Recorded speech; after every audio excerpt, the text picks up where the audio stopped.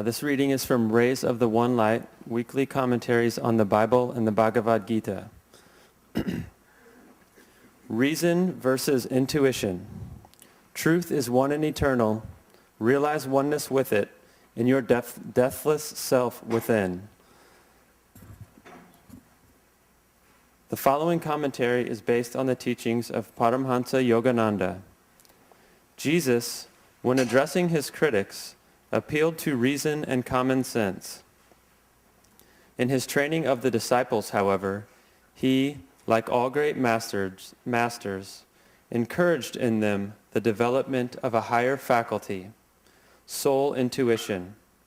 For it is only by intuition that spiritual perceptions are achieved.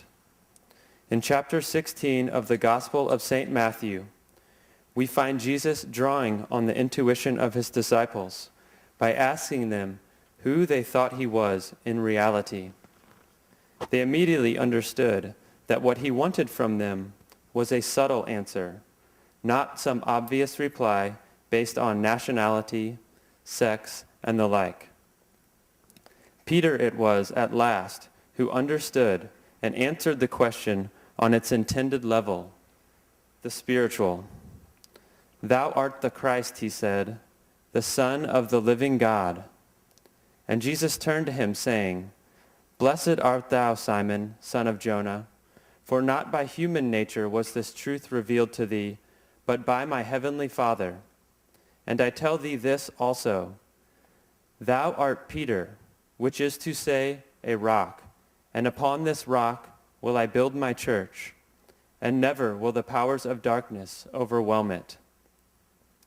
Jesus was pleased with his disciple for relating to the question on its deepest level. Reason could not have given Peter that answer. The answer came through the faculty of soul intuition and proved him thereby to be a spiritually advanced disciple. It was his intuitive perception, that insight which cannot be shaken by tempests of reasonable doubt, that Jesus praised in referring to him as a rock. The church he referred to next was the edifice of cosmic consciousness. Any outer church institution would have to depend, as in fact the Christian churches have always done, on the level of understanding of its individual leaders and members. Peter's intuitive perceptions could never have been passed on to an outward succession of prelates. Clarity comes by direct soul perception. Confusion results from excessive dependence on reason as the guide to understanding. As the second chapter of the Bhagavad Gita states, when your intellect, at present confused by the diversity of teaching in the scriptures, becomes steadfast in the ecstasy of deep meditation, then you will achieve final union with God. Thus, through Holy Scripture, God has spoken to mankind.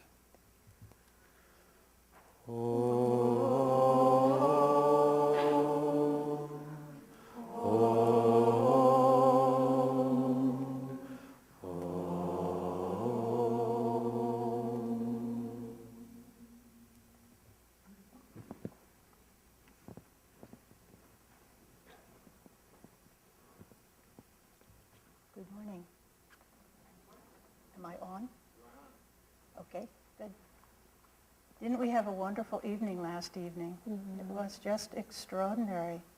The voices were so pure, the vibration was so high, and I think we were all deeply uplifted by the music. And for those of you who did not share in it, we had our oratorio with guests from the Portland Ananda community, and many of them are still here, which is wonderful.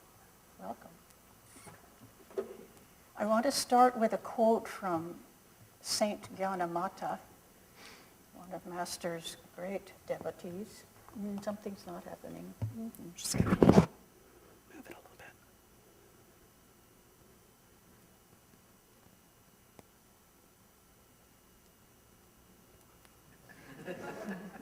as we pause. Thank you, Louise. And I want to thank Louise also and Justin for last night. They were on the cameras.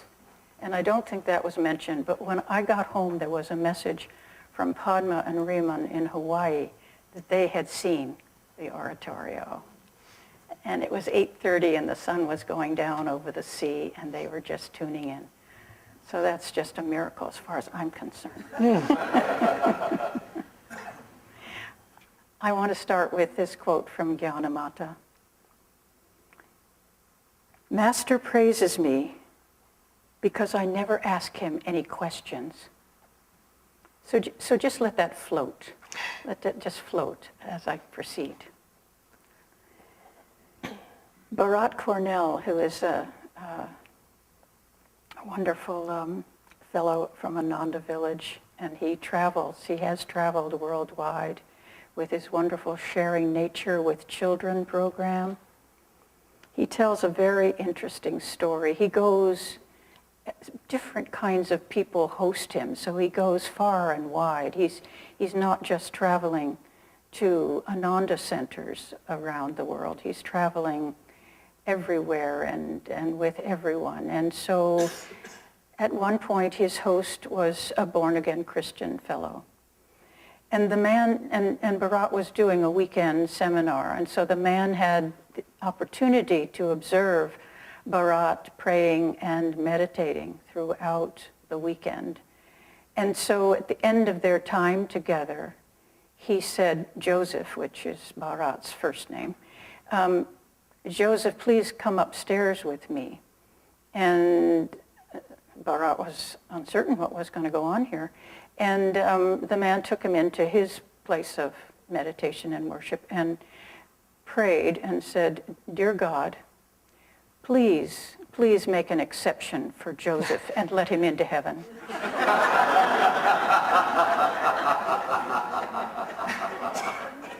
Now this perfectly illustrates what we're talking about here.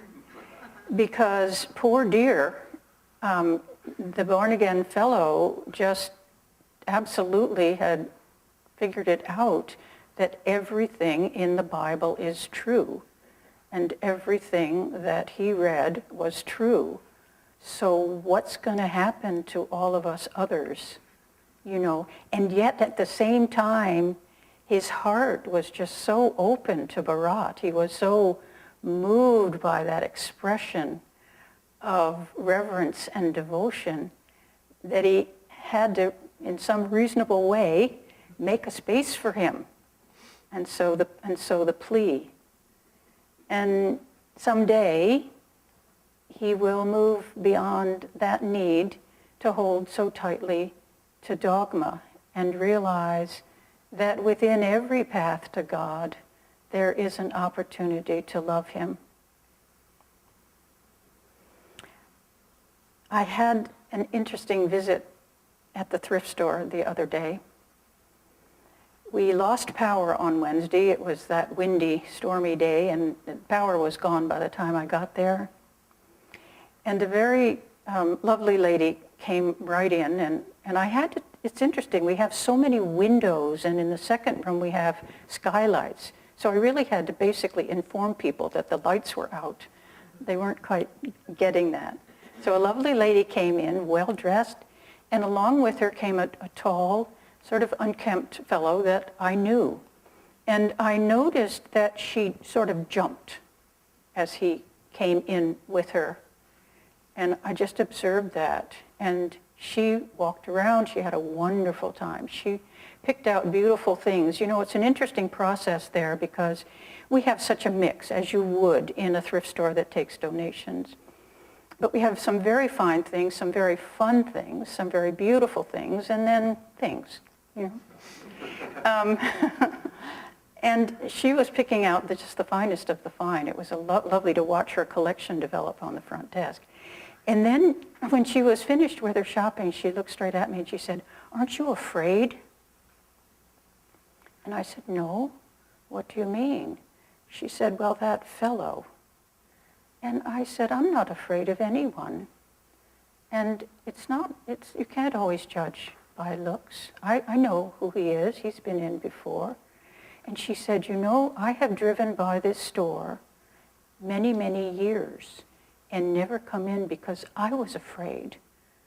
You're so isolated, and I didn't know what I would find behind the front door. And then there's the marijuana store down the street. And then, you know, and then this is this and this is that. I said, you know, it's all right. Everyone is welcome. Everyone is a child of God. Everyone deserves love and respect. And that's what we do here. This is a building of light. And that comment just opened her heart, and she told me an absolutely lovely story. She said, I am one of 11 children, and my eldest brother became a Jesuit priest, and then he went off and spent many years with Mother Teresa in India.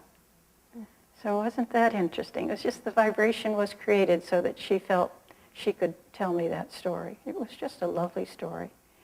And and then when he came home, he worked with the Alaskan Indians, furthering that kind of work that the Jesuits do.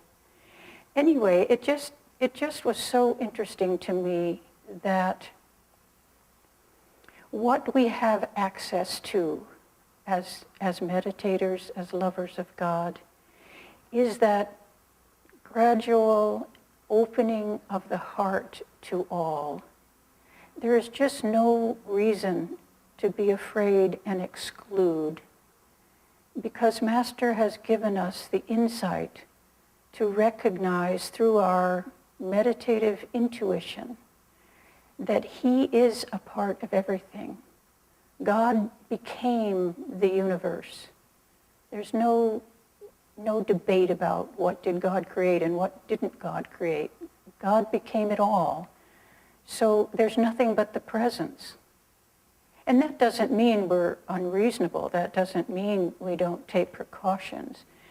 That doesn't mean that I'm being foolhardy. I have a lot of experience in retail, but there's so much that can be given in one little moment to bless others, and that's what Master brings to us.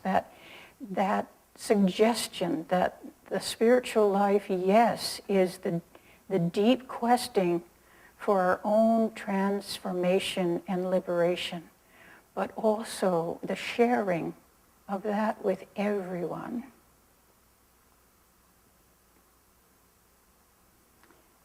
Gyanamata, I'll refer to her again. You know, she would stand silently at the back of a room every time Master spoke. And so what was she doing if she wasn't going to be asking him questions? She was attuning herself to him. She was picking up on that unseen level. She was listening inwardly. She was taking everything he said and listening inwardly and applying it to her life. There's a story of a king, and for some reason, he decided that enough is enough. He just had enough, and he wanted to give away the beautiful things in his palace to his people. So he invited the townspeople to come to the palace and choose whatever they wanted from the house and from the gardens. A little like the thrift store. Just come in and take what you want. No, Carol, I'm sorry, that's not what it's like.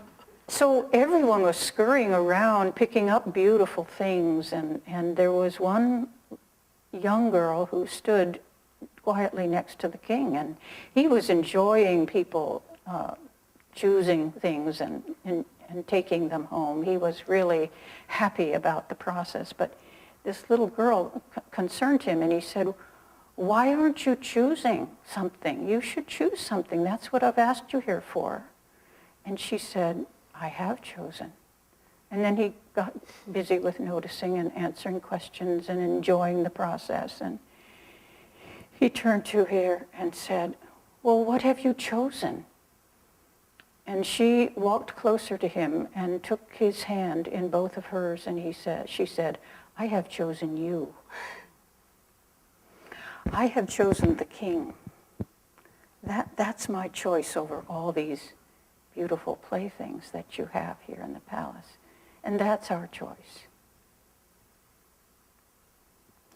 And I'm not suggesting that reason has no place, because certainly we understand through all the sciences and physics and astronomy and all of this that the world is held together in a very, very orderly fashion. In fact, it is said that if any one equation was out of place, I mean, the relationship of the movement of the planets, I mean, anything was out of place in that very ordered universe, it would all go into chaos. And so that's not what God became. God became a very orderly, balanced, and harmonious universe. And so we must use our reason in that way. But it's not the only resource, and it's not the biggest resource. Ananta tells a wonderful story from the early days of Ananda, and you can tell it's from the early days because I'm going to tell you this story of the building of one of the first domes, and Jyotish was the foreman. It's interesting to contemplate. So they were trying to figure out how to put up a dome for the first time, and they knew what they needed. And if I get this all wrong, I'm sure Vajra Johnson can straighten me out because he knows about building. Anyway, they needed to figure out where to place the eight posts for the dome. And he says all they had was, a transit, I have no idea, and a plumb bob, I have no idea. But he does. So all they had were these two instruments, and they worked all morning and kept coming up with equations that didn't quite work. This dome was not going to stand cattywampus, and they kept getting cattywampus answers from their plumb bob and their transit, I guess. And so Jyotish finally said, "Stop," because there was such a level of frustration that they were getting into a very, a sense of confusion. And he said, "Stop." And it happened to be very close to lunchtime. And so the process on a building site, every building site of Ananda, is to stop and meditate for half an hour and then have lunch. So they went into a meditation. And of course, that's the way in which we attune ourselves to intuitive answers. And Jyotish did the 3 ohms. And in a chorus, 3 of the guys on the job said, "I got it." And he said, "What we need is a spider." Okay, so I don't know what that is, but that's something that you use. It's a spider template. And in that way, they could figure where those 8 supports came from the center of the dome, right? Did I get it right? They could figure it out from the center. Well, isn't that interesting? Everything we can figure out from the center through intuition, that's where it's coming from. And so they built their first dome, and they understood the process. And we all know the wonderful stories of Swami Kriyananda, the founder of Ananda. The wonderful stories of how he built Ananda and how he expanded Ananda. It's all based on intuition. We always knew he wanted to work in India. But why didn't he go? Why didn't he just decide to do it in 1998 or so? Why did he wait until 2003? He was waiting for the right time. He was waiting for the inner call. And it's the way with everything. Someone tells a story, maybe it's Ananta also, who was the spiritual director in Sacramento. But he says Sacramento needed to have a new temple, and there was a mortuary next door to the community. And so that was not for sale at the moment, but they needed a place large enough to have Swami come and give a talk. And so they rented it. And when Swami walked in that night for the talk, he said, "This feels like ours." Now, that was intuition. And years later, it became available, and they converted it into their temple. And so figuring things out is fine. It takes a little more time. And we want to understand that the process of knowing intuitively has a different ring to it. You know, reason can only put together things that already are known, but intuition can go to a higher and newer insight. And that's why we want to practice that. And the more we practice, and one of the ways to practice is to always be enthusiastic about life, always feel that there are solutions at your fingertips. Always feel that if there's something new you want to learn, you can learn it. By attunement, by consciously surrounding yourself by those things that are of interest to you. If you want to learn art, hang out with artists. If you want to learn carpentry, hang out with carpenters. If you're interested in anything, go for it. Enjoy it. Plumb the depths. Come up with interesting insights. And the world is always there for you. There's so much that has nothing to do with textbooks and learning in that sense. Some of the most wonderful, God-filled saints had no learning whatsoever. Ananda Moy Ma, Ramakrishna, they were unschooled, but they were totally schooled by God. So remember, intuition is the soul's power of knowing God.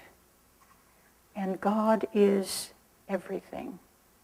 And God is the presence that we feel everywhere.